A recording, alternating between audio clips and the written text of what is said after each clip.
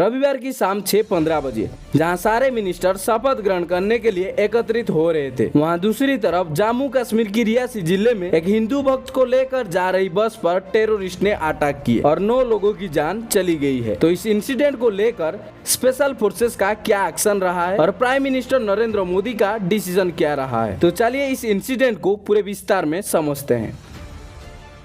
जम्मू और कश्मीर के केंद्रीय क्षेत्र में रविवार को एक आशंकाजनक आतंकवादी हमला के बाद हिंदू यात्री को लेकर जा रही एक बस गहरी घाटी में गिर गई, जिसमें कम से कम 9 लोगों की मौत हो गई है और 33 लोग घायल हो गए हैं। यह हमला शिवखोरी मंदिर से माता वैष्णो देवी मंदिर क्षेत्र जा रही बस पर हुआ है, जो तेरियत गाँव के पास पोनी क्षेत्र में थी। बस जो एक 53 सीट वाली थी, रात 6:15 बजे गोलीबारी के बाद रास्ता से हट गई और एक गहरी खाई में गिर गई। हिमालय रीजन, जो पाकिस्तान द्वारा भी दावा किया गया है, 1989 में भारत विद्रोह की शुरुआत से ही आतंकवादी हिंसा का शिकार रहा है। हजारों लोगों की जान जा चुकी है। इवन पिछले कुछ सालों में हिंसा कम हुई है। मिलिटेंट्स ने बस पर घात लगाकर हमला किया और बिना सोचे समझे गोलियां चलाई और बस घाटी में गिर गई, जिसे 9 यात्री की मौत हो गई और 33 घायल हो गए हैं। रियासी के डिस्ट्रिक्ट पुलिस चीफ मोहिता शर्मा ने बताया, हिंदू यात्री पर आखिरी बार हमला 2017 में हुआ था, जब एक बस को निशाना बनाया गया था, जिसमें 8 लोग मारे गए थे। रविवार का हमला उसका एक दिन बाद हुआ, जब पुलिस चीफ RR स्वाई ने कहा था कि क्षेत्र में स्थानीय आतंकवादी की संख्या घट रही है, लेकिन 70-80 फॉरेनर आतंकवादी अभी भी एक्टिव है। पुलिस ने एक बयान में कहा कि घायलों को नियरेस्ट हॉस्पिटल में भर्ती कर दिया गया है और अटैकर्स की तलाश शुरू कर दी गई है।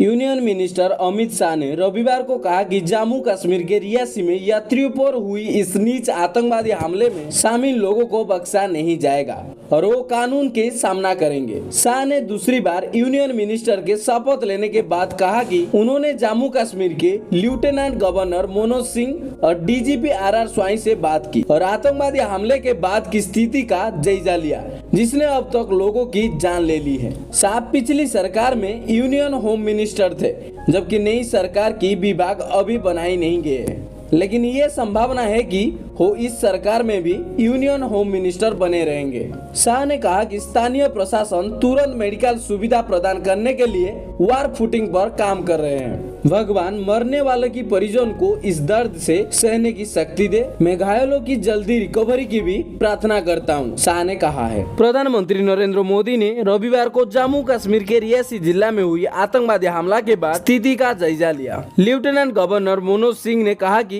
प्रधानमंत्री ने उन्हें स्थिति का लगातार मॉनिटर करने और प्रभावित परिवारों को सभी संभव सहायता प्रदान करने के लिए निर्देश दिया। लेफ्टिनेंट गवर्नर ने एक्स पर पोस्ट में कहा है। लेफ्टिनेंट गवर्नर ने कहा कि सिक्योरिटी फोर्सेस ने टेररिस्ट को पकड़ने के लिए एक जॉइंट ऑपरेशन शुरू किए हैं और हमला के पीछे वाले जल्द ही पनिश्ड होंगे। नरेंद्र मोदी ने ये भी निर्देश दिए कि सभी चोट लगने वाले को सबसे अच्छी ट्रीटमेंट और सहायता प्रदान की जाए। सोमवार सुबह सिक्योरिटी फोर्सेस ने रियासी डिस्ट्रिक्ट जम्मू कश्मीर में यात्रियों को लेकर जा रही बस पर हुई टेररिस्ट अटैक के बाद एक मासिव सर्च ऑपरेशन की शुरुआत की है। ऑफिशियल रिसोर्सेज से पता चला है कि इंडियन आर्मी, पुलिस और स्पेशल ऑपरेशन ग्रुप की एक जॉइंट टीम ने सुबह की पहले घटना स्थल और आसपास के क्षेत्रों में टेररिस्ट को पकड़ने के लिए तलाशी अभियान शुरू किए हैं। उन्होंने बताया कि फॉरेस्ट में छुपे हुए टेररिस्ट का पता लगाने के लिए ड्रोन्स का भी इस्तेमाल किया जा रहा है। जल्द ही उन टेररिस्ट को पकड़ा जाएगा और उचित पनिशमेंट दिया जाएगा।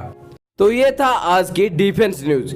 ऐसे और भी defence news, update news, current affairs जानने के लिए हमारे चैनल को जरूर सब्सक्राइब करें और अपने दोस्तों के साथ शेयर करें और जानते हैं इंडिया की पहचान।